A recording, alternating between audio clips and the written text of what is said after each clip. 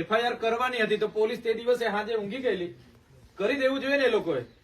તો 7 દિવસ પછી એફઆઈઆર કરી. નહીં તો રાજપાડીના એફઆઈઆર માં તો 13 જણના નામ જોગ ને બીજા 70 જણ. તો અમારે હું કોર્ટમાં 70 જણને હોદી લઈ જવાના છે? અમારું આટલું જ કામ છે. એટલે લડાઈ બહુ મોટી છે.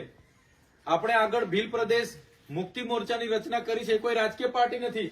હમણાં અમારા વિસ્તારમાં ભાજપ વાળા એવું છોટા ઉદેપુરમાં બધું કે આ તો ભીલ પ્રદેશ મુક્તિ મોરચા બનાવ્યું છે, બીજી પાર્ટી બનાવી કાઢી છે, હવે આમ આદમી માંથી નહીં લડે આમાંથી લડશે. એવું નથી લા ભાઈ, આ સંગઠન છે સામાજિક વિચારધારાનું. રાજ્ય અલગ માંગીએ એમાં કાં અમે ખોટું ગુનો કરે? અમે એમાં શું નક્સલી થઈ ગયા?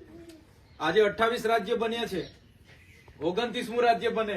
આજે ભરૂચ માંથી 1997માં નર્મદા છૂટું પડ્યું તો અમને બધાને ફાયદો થયો, સરકારને પણ વહીવટ કરવાનો ફાયદો થયો.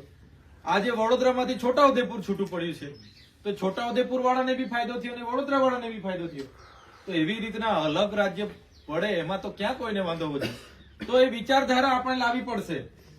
સરકારને એવું છે કે આ અલગ રાજ્ય માંગશે એટલે આ લોકો આપણો નર્મદા ડેમ પણ એ લોકો માંગી લેશે. અમારા રાજ્યમાં આવે છે વહીવટ જ અમે લઈ લેવા. બરાબર છે ને? ચિંતા આ લોકોને અહીં થર્મલ પાવર નીકળે છે એનો છે. થર્મલ પાવર માંથી વીજળી ઉત્પન્ન થાય છે, આ પાણી ઉત્પન્ન થાય છે, અહીંયા રેતી નીકળે છે, લિગ્નાઇટ નીકળે છે, અહીંયા યુરેનિયમ નીકળે છે, અહીંયા લાકડું છે, જમીનો છે, એના પરનો કબજો છીનવાનો છે. એટલે લડાઈ નાની સુની કોઈના મગજમાં હશે કે આ તો લડી લઈને જિંદાબાદ મુર્દાબાદ આવેદન આપી આવે, નિવેદન આપી આવે, ચાલો જતા રહી, એવું નથી. તમે બધા ક્રાંતિકારી લોકો છો.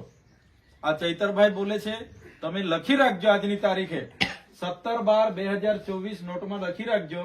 આવનારા દિવસોમાં જો ગુજરાતમાં પરિવર્તન જો લાવવું પડશે તો અહીંયા બેઠેલા આપણે બધા લાગશું ને તો પરિવર્તન આવવાનું છે. બીજો કોઈ પરિવર્તન લાવવા વાળો નથી.